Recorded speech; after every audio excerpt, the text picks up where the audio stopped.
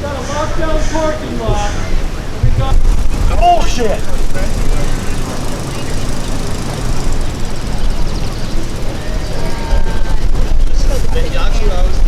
Guys took an oath to uphold the Constitution. That's right.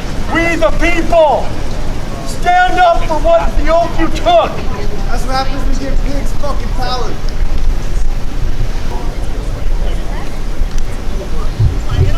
Slow pace, forward, march.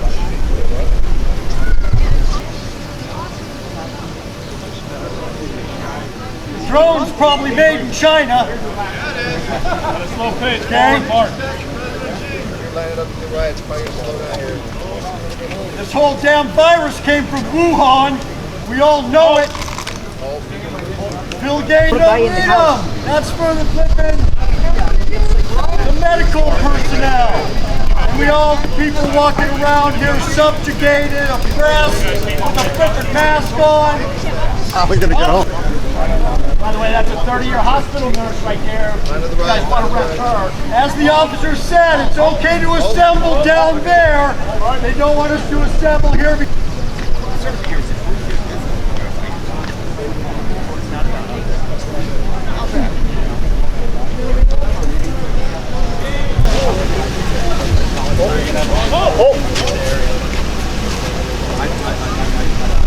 What a shame. You guys are just want to cry. This is President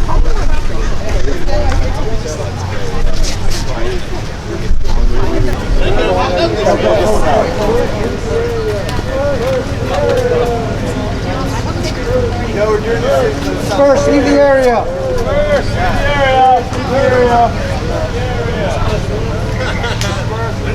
First, leave the area. Slow down on the left side. Slow down on the left. Next year. Yep. Nice to see you.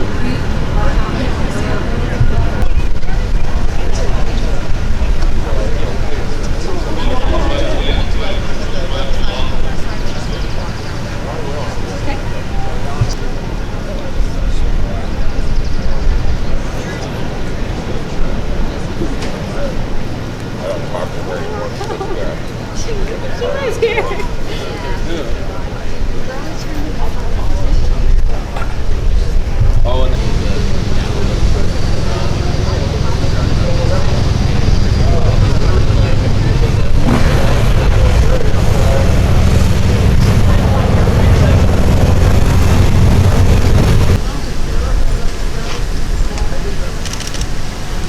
We're with you, Frank.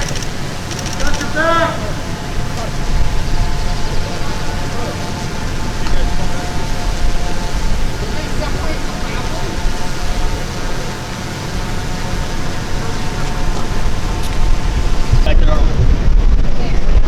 Before you take off. Hey guys. Everybody? Everybody good? Can you get a little closer? Yes. Am I in your way? Nope. Okay. So you're gonna just name, spelling, and title. Jeff Puckett, Jeff Puckett, Captain, Orange County Sheriff's Department.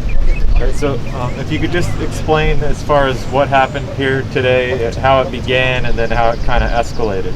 Absolutely. So, of course, the Orange County Sheriff's Department firmly respects the constitutional rights of everyone to come down and protest, especially in the beautiful town of San Clemente.